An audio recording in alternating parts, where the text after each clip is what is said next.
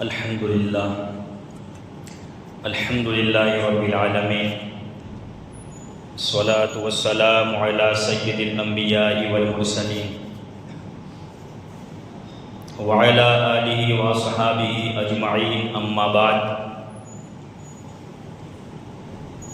فاعوذ باللہ من الشیطان الرجیم، بسم اللہ الرحمن الرحیم۔ وَلَا تَقُولُوا لِمَنْ يُقْتَلُ فِي سَبِيلِ اللَّهِ أَمْوَاتٌ بَلْ أَحْيَاءٌ وَلَكِنْ لَا تَشْعُرُونَ۔ وقال الله تبارك وتعالى في القرآن المجيد: وَلَا تَحْسَبَنَّ الَّذِينَ قُتِلُوا فِي سَبِيلِ اللَّهِ أَمْوَاتًا بَلْ أَحْيَاءٌ وَلَكِنْ لَا تَشْعُرُونَ۔ وَلَا تَحْسَبَنَّ الَّذِينَ قُتِلُوا فِي سَبِيلِ اللَّهِ أَمْوَاتًا بَلْ أَحْيَاءٌ عِندَ رَبِّهِمْ يُرْزَقُونَ۔ صدق اللہ العظیم وصدق رسوله النبی الامین الکریم، ونحن ولا ذلك لمن الشاہدین والشاکرین، والحمد للہ رب العالمین۔ ان اللہ وملائکتہ یصلون علی النبی یا ایھا الذین آمنوا صلوا علیہ وسلموا تسلیما۔ اللہم صل علی سیدنا و مولانا محمد وعلی آل سیدنا مولانا محمد وبارک وسلم، صلاۃ و سلام علیک یا رسول اللہ صلی اللہ علیہ وآلہ وسلم۔ پیارے نبی اور آل نبی پر ایک مرتبہ اور ہدیہ درود پیش کریں۔ اللہم صل علی سیدنا مولانا محمد وعلی آل سیدنا مولانا محمد وبارک وسلم، صلاۃ و سلام علیک یا رسول اللہ صلی اللہ تعالی علیہ وآلہ وسلم۔ کسے کسے بتائیں کہاں کہاں حسین ہے، کسے کسے بتائیں کہاں کہاں حسین ہے، جہاں جہاں پکارے وہاں وہاں حسین ہے، جہاں جہاں پکارے وہاں وہاں حسین ہے۔ کتاب عشق میں کہیں یزید کا پتہ نہیں، کتاب عشق میں کہیں یزید کا پتہ نہیں، ہر ایک صفحہ پر مگر بیاں بیاں حسین ہے، ہر ایک صفحہ پر مگر بیاں بیاں حسین ہے۔ اور ورق ورق پلٹ دیا تلاش میں کمی نہ کی، ورق ورق پلٹ دیا تلاش میں کمی نہ کی، چھپا چھپا یزید ہے چھپا چھپا حسین ہے، چھپا چھپا یزید ہے چھپا چھپا حسین ہے۔ اور دارین کے سلطان حسین ابن علی ہے، دارین کے سلطان حسین ابن علی ہے، ایک بولتا قرآن حسین ابن علی ہے، ایک بولتا قرآن حسین ابن علی ہے۔ میرے محترم بزرگوں، مسلمان بھائیوں، آج کا یہ یوم عاشور، محرم کی یہ 10ویں تاریخ جسے یوم عاشورہ کہا جاتا ہے، اس دن بڑی اہم تاریخ وجود میں آئی۔ یہ عاشورہ کا دن میدان کربلا کے بعد سے شروع نہیں ہوا، بلکہ پہلے نبی پاک صلی اللہ علیہ وسلم کے دنیا میں تشریف لانے سے پہلے ہی عاشورہ کا دن احترام والا، محترم اور معزز دن مانا جاتا تھا۔ اس دن میں اللہ تبارک و تعالیٰ نے حضرت موسیٰ علیہ السلام کو فرعونیوں سے نجات عطا فرمائی اور وہ دریائے نیل میں غرق کر دیا گیا۔ اسی دن حضرت یونس علیہ السلام مچھلی کے پیٹ سے باہر آئے۔ اسی دن حضرت نوح علیہ السلام کی کشتی جودی پہاڑ پر لگی۔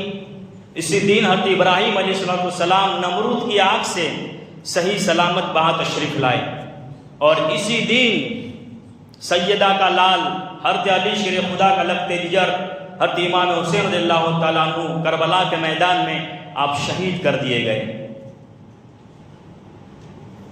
ذرا سا ہم یہاں پر ایک بات دیکھیں کہ جتنے بھی واقعات عاشورہ کے دن وجود میں آئے، سب میں سلامتی اور امن ہے۔ حضرت ابراہیم علیہ السلام نمرود کی آنکھ سے باہر آئے، یہ ان کے لیے سلامتی۔ نوح علیہ السلام کی کشتی جودی پہاڑ پر لگی، یہ ان کے لیے سلامتی والا دن۔ یونس علیہ السلام مچھلی کے پیٹ سے باہر آئے، یہ ان کے لیے سلامتی والا دن۔ حضرت موسیٰ علیہ السلام کو اللہ پاک نے ان کی قوم کو فرعون سے نجات دی، وہ دریا میں ڈبو دیا گیا، یہ بھی ان کے لیے سلامتی والا دن۔ لیکن شہادت امام اعظم، امام اعظم، شہید اعظم، امام پاک امام حسین رضی اللہ عنہ کی شہادت، اسے ہم کیسے سلامتی والا دین کہہ سکتے ہیں؟ ابراہیم علیہ السلام کو سلامتی ملی، نوح علیہ السلام کو سلامتی ملی، موسیٰ علیہ السلام کو سلامتی ملی، یونس علیہ السلام کو سلامتی ملی، لیکن یہاں پر تو شہادت واقع ہوئی ہے۔ اسے سلامتی کا دین، امن و امان کا دین ہم کیسے کہہ سکتے ہیں؟ تو اس کو سمجھنے کے لیے حضور خواجہ غریب نواز کے انداز میں سمجھنا ہوگا۔ آپ فرماتے ہیں دین استا حسین، دین پناہ استا حسین۔ آپ فرماتے ہیں حسین صرف فاطمہ کا بیٹا نہیں ہے، حسین علی مرتضیٰ کا لگتے جگر نہیں ہے۔ علی کو، حسین کو دیکھنا ہو تو دین کے انداز میں دیکھو، حسین دین ہے، حسین دین کی پناہ ہے۔ امام حسین رضی اللہ تعالیٰ عنہ نے کربلا میں اپنے تن وجود کو قربان کر دیا، لیکن دین کو سلامتی عطا فرمائی۔ تو اب ہم کہہ سکتے ہیں عاشورہ کا دن وہ دن ہے جس دن حضرت ابراہیم علیہ السلام کو سلامتی ملی، جس دن حضرت نوح علیہ السلام کو سلامتی ملی، جس دن حضرت یونس علیہ السلام کو سلامتی ملی، اور امام پاک کی شہادت کی شکل میں اس دن دین اسلام کو سلامتی اللہ پاک نے وجود میں عطا فرمائی۔ اگر یہ عاشورہ کے دن میں امام پاک کی شہادت نہ ہوتی تو دین کمزور پڑ جاتا۔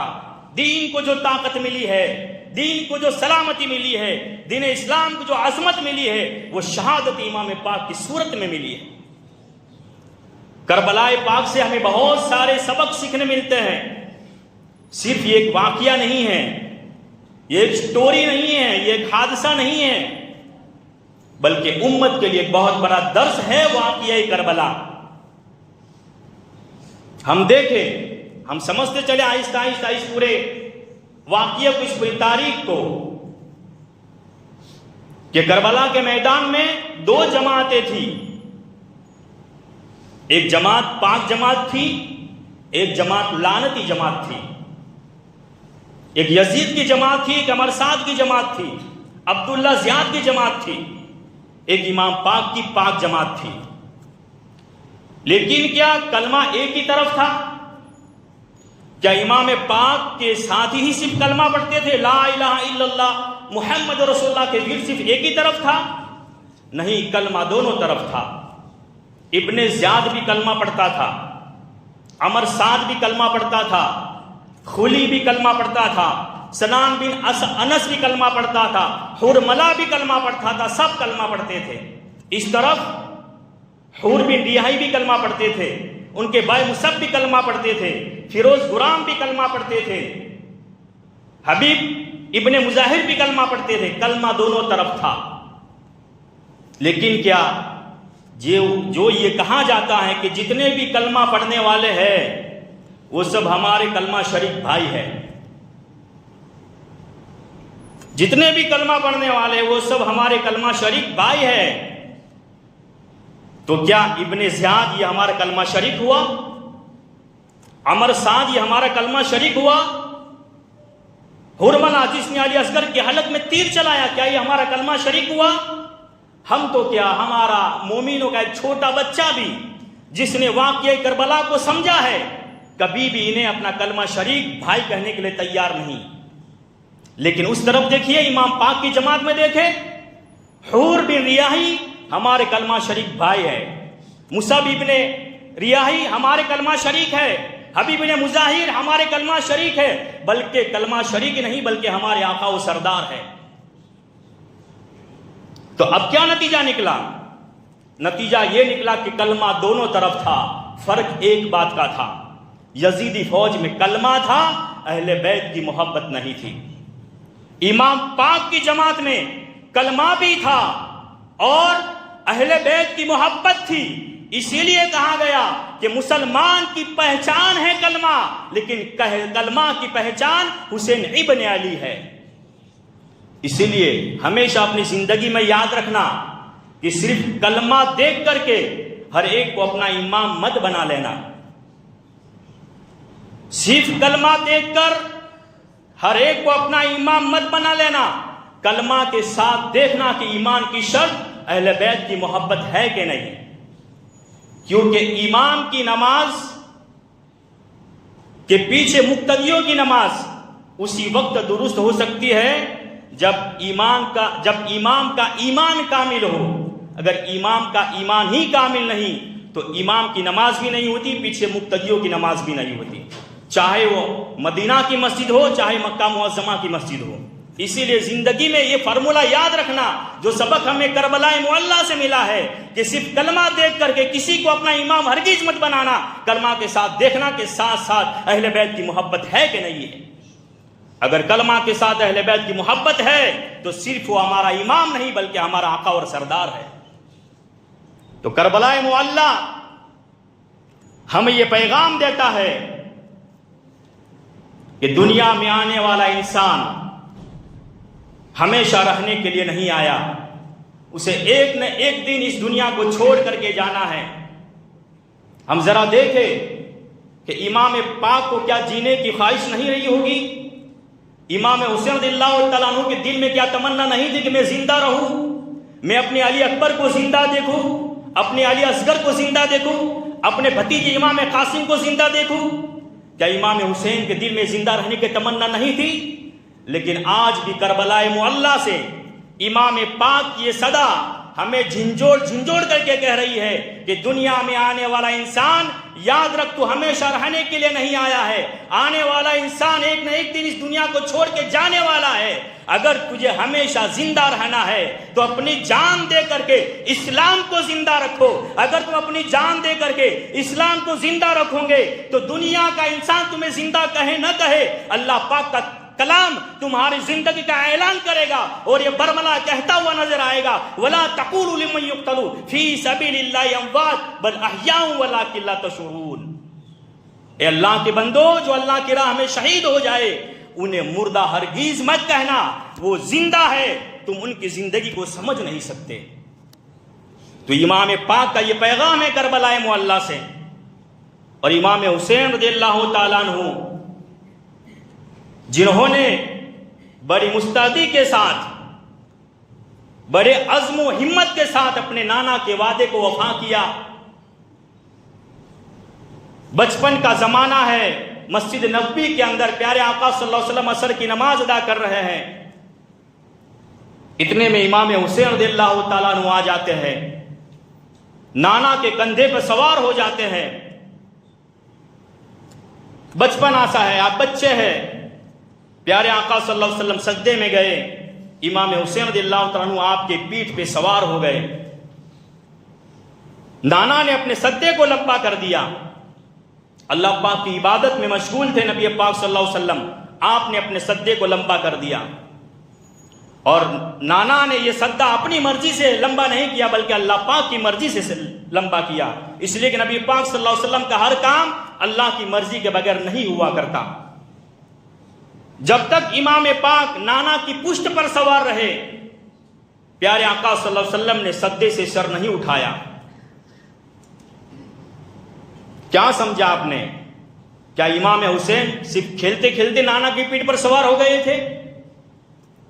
جیسے عام ہمارے بچے کھیلتے کھیلتے کہیں پر چڑھ جاتے ہیں ویسے سوار ہو گئے تھے؟ نہیں، امام پاک اس وقت بچے ضرور تھے لیکن اس وقت بھی حسین حسین ہی تھے، اس وقت بھی حسین حسین ہی تھے۔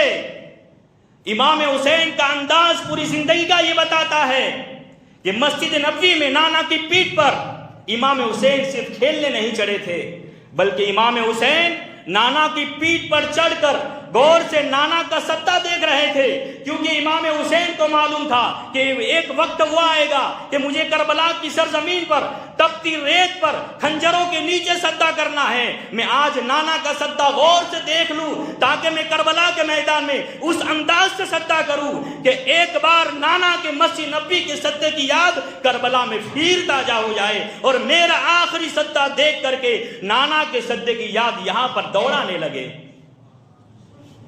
امام حسین جب تک پیٹھ پر سوار رہے، میرے پیارے آقا صلی اللہ علیہ وسلم نے سدے سے سر نہیں اٹھایا۔ جب امام پاک پیٹھ سے اترے، میرے آقا نے سدے سے سر اٹھایا۔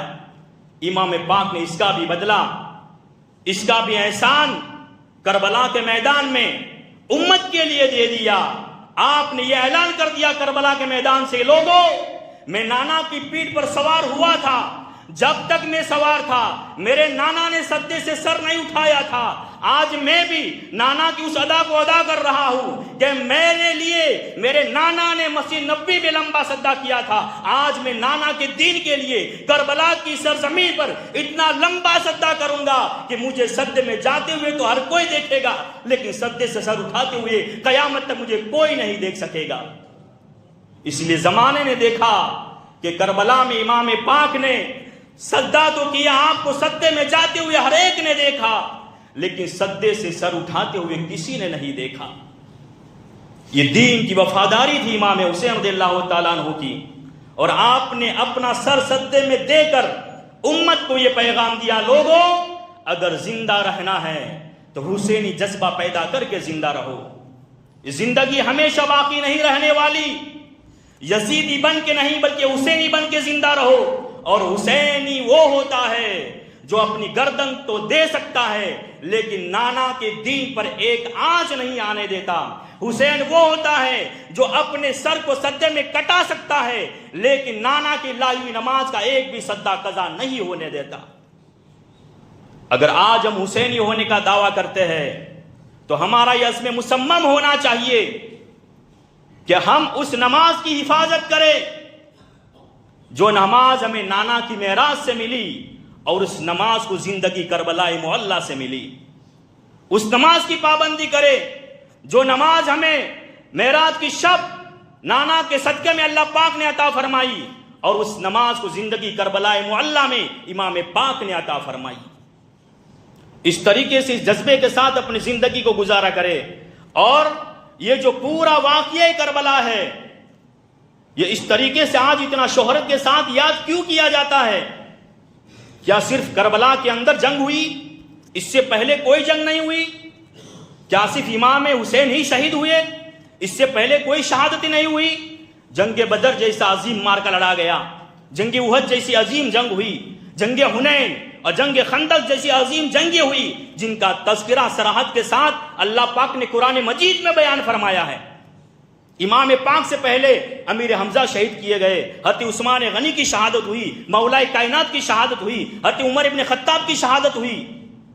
لیکن آج کیا ہے کہ مسلمان کو صرف جنگ یاد ہے تو جنگ کربلا، اور شہید یاد ہے تو امام حسین، باقی شہادتیں مسلمانوں کو یاد نہیں۔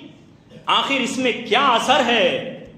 تو یہ اللہ تبارک و تعالیٰ کی طرف سے ایک نظام ہے۔ اللہ پاک نے جنگ کربلا کو اس لیے باقی رکھا، اس لیے کہ جنگ کا جو نقشہ کربلا میں آپ کو ملے گا اس سے پہلے کہیں نہیں ملے گا۔ کربلا معلی میں جس طریقے سے امام حسین کو گھیرا گیا، جس طریقے سے آپ پر پانی بند کیا گیا، جس طریقے سے آپ کی نظر کے سامنے آپ کے 18 سالہ جوان سال بیٹے کو شہید کیا گیا، جس طریقے سے آپ کے دودھ پیتے بیٹے علی اصغر کی حلق میں تیر چلایا گیا، جس طریقے سے عباس علمبردار کے بازو آپ کی نظروں کے سامنے شہید کیے گئے، ایسا دردناک منظر کربلا سے پہلے آپ کو کہیں نہیں ملے گا۔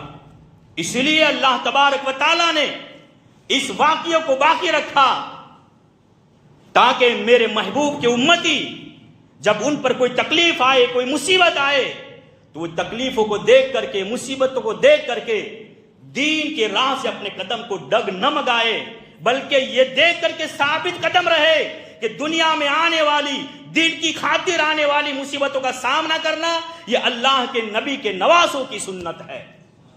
اسی لیے اللہ تبارک و تعالیٰ نے اس واقعے کو قیامت تک کے لیے باقی رکھا، اور آج مسلمان اس جنگ کربلا کو اور شہدائے کربلا کو اس لیے یاد کرتے ہیں اور اس واقعے اس لیے عام کیا جاتا ہے کہ مسلمانوں کے اندر ایک جذبہ پیدا ہو جائے، جان نثاری کی ایک عادت بن جائے۔ ورنہ یہ صرف حادثہ نہیں ہے، یہ صرف ایسے اچانک یہ واقعہ نہیں ہوا کہ بس امام پاک گئے اور اچانک سے یزیدی آ گئے اور یہ واقعہ ہو گیا، بلکہ یہ بچپن سے یہ انتظام کیا جا رہا تھا۔ جس دن امام پاک پیدا ہوئے اسی دن حضرت جبریل امین نے آ کر کے پیارے آقا صلی اللہ علیہ وسلم کو آپ کے شہید ہونے کی یہ خبر دے دی تھی۔ ایک بار نہیں بلکہ جب آپ 3 سال کے ہوئے، اس وقت جب جبریل امین آپ کے لیے جنت سے انار لائے تھے، اس وقت بھی ساتھ میں آپ کے شہید ہونے کی خبر دے دی تھی۔ اس کے بعد جب آپ کی عمر 7 سال کی ہوئی اور آپ کے لیے جب جنت سے حسنین کریمین کے لیے جنتی جوڑے منگائے گئے، اس وقت بھی آپ کے لیے شہادت کی خبر دے دی گئی تھی۔ تو یہ پورا نظام اللہ تبارک و تعالیٰ نے قائم کیا۔ یہ صرف حادثہ نہیں ہے، اچانک ہونے والا واقعہ نہیں ہے، بلکہ امت کے لیے درس ہے کہ امت سیکھے واقعہ کربلا سے کہ دین کتنا عظیم ہے۔ اس لیے تو پیر مشایخ چشتی رحمۃ اللہ علیہ ہم مومنوں کو سبق دیتے ہوئے فرماتے ہیں کہ قدم تو ثابت دین موہے دھرنا، ایک جیو ہے جو فدا رے کرنا، گر ہوئے لاکھ رے جیا تو وار نے دیجئے، ایک رے جیو کا نہ لوب رے کیجئے۔ آپ فرماتے ہیں اپنے قدم کو دین پر اتنا ثابت قدم رکھو کہ اللہ تبارک و تعالیٰ نے تمہیں جو ایک جیو ایک جان دی ہے اسے بھی دین کے لیے قربان کر دو۔ ارے ایک نہیں بلکہ لاکھ جان اللہ پاک نے اگر تمہیں دی ہو وہ بھی قربان کر دو، لیکن دین پر مضبوطی کے ساتھ کھڑے رہو۔ دین کیا ہے؟ صرف ٹوپی پہننا دین ہے؟ صرف داڑھی رکھنا یہ دین ہے؟ صرف کرتا پاجامہ پہننا یہ دین ہے؟ نہیں نہیں، دین یہ نہیں ہے۔ دین وہ ہے جس کے لیے امام حسین نے اپنی قربانی دی۔ میں آپ کو بتاؤں ہم یزید سے نفرت کیوں کرتے ہیں؟ ہم یزید سے نفرت کیوں کرتے ہیں؟ کیا جواب ہے ہمارے پاس؟ بس یہی جواب ہے کہ اس لیے نفرت کرتے ہیں کہ امام حسین، امام پاک کو اور آپ کے بچوں کو یزید نے شہید کیا، اس لیے ہم یزید سے نفرت کرتے ہیں۔ لیکن یہ امام حسین کا انداز نہیں ہے۔ امام حسین نے اس لیے نفرت نہیں کی تھی کہ وہ میرے بچوں کو شہید کرے گا، اس وقت تو معلوم بھی نہیں تھا، اس وقت تو یزید کا ارادہ بھی نہیں تھا۔ جب آپ نے یزید کی بیعت سے انکار کر دیا، اس وقت تو شہادتیں ہوئی ہی نہیں تھی، یزید نے کہا بھی نہیں تھا کہ میں تمہیں شہید کروں گا۔ اس کے باوجود امام پاک نے یزید کا اختلاف کیا، یزید کا ویرودھ کیا، یزید کو ٹھکرا دیا۔ کیوں؟ اس لیے کہ امام پاک نے جو یزید کی بیعت سے انکار کیا، اس لیے کہ یزید نماز نہیں پڑھتا تھا، یزید روزہ نہیں رکھتا تھا، یزید شریعت پہ عمل نہیں کرتا تھا۔ تو آج ہماری نفرت بھی اس نوعیت کی ہونی چاہیے کہ جو نماز نہ پڑھتا ہو اس عادت سے ہماری نفرت ہو، جو روزہ نہ رکھے اس عادت سے بھی ہماری نفرت ہو، جو شریعت کے احکام پر نہ چلے اس انداز سے بھی ہماری نفرت ہونی چاہیے۔ یہ حسینیت ہے۔ صرف امام پاک کو شہید کیا اس لیے یزید سے نفرت کرتے ہیں، یہ بات برحق ہے، لیکن جو نفرت کرنے کا جو سبب، جو ذریعہ امام پاک کے دل میں تھا وہ ہمارے دل میں ہونا چاہیے۔ تو دین کے لیے ہمیں اپنی جان بھی دینا پڑے تو صرف نعرے مار کر کے جان نہیں دینی ہے، بلکہ نماز کی پابندی میں جان دینی ہے، روزے کی پابندی میں جان دینی ہے، شریعت کے احکام پر عمل کرتے ہوئے ہمیں جان دینی ہے۔ اسی کہتے ہیں اسلام کی پاسداری، اسے کہتے ہیں مومن کامل، اسے کہتے ہیں ایمان کامل۔ اور امام پاک نے اسی لیے اپنی جان دی ہے۔ صرف ہم واقعہ کربلا کو منائے، ان کی سبیل لگائے، ان کے نیاز منائے، اسی لیے جان نہیں دی ہے، بلکہ امام پاک نے اپنی اور اپنی بچوں کی جان اس لیے دی ہے کہ ہم نماز کو سمجھے، ہم دین کو سمجھے، قرآن کو سمجھے، اللہ اس کے پیارے محبوب کے احکام کو سمجھے۔ یہ سبیل لگانا، نیاز پکانا، یہ تو محبت کی علامت ہے۔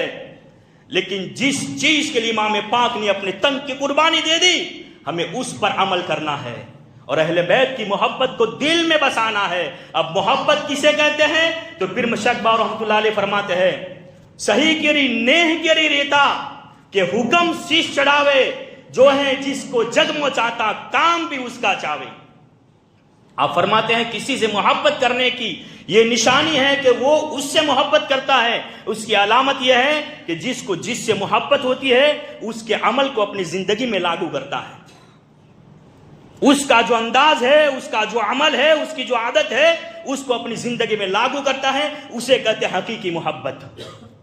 تو ہماری محبت امام پاک سے اسی وقت ہوگی کہ جس مقصد کے لیے امام پاک نے اپنی اور اپنے بچوں کی قربانی دی ہے، ہم اس مقصد کو زندہ رکھیں، ہم اس مقصد کو زندہ رکھتے ہوئے اپنی زندگی گزاریں۔ اللہ تبارک و تعالی ہمارے دلوں میں اہل بیت کی محبت پیدا فرمائے۔ جب تک علی دلوں میں بسایا نہ جائے گا، جب تک علی دلوں میں بسایا نہ جائے گا، خلد بری کی راہ پایا نہ جائے گا۔ اور نیزے پہ چڑھ کے کہنے لگا مرتضیٰ کا لال، نیزے پہ چڑھ کے کہنے لگا مرتضیٰ کا لال، یہ سر علی کا ہے، یہ جھکایا نہ جائے گا، یہ سر علی کا ہے، یہ جھکایا نہ جائے گا۔ اور جس طرح پڑھا حسین نے نیزے کی نوک پہ قرآن، جس طرح پڑھا حسین نے نیزے کی نوک پہ قرآن، قرآن اس طرح سے اب کبھی سنایا نہ جائے گا، قرآن اس طرح سے اب کبھی سنایا نہ جائے گا۔ اور ذکر شہداء حسین کی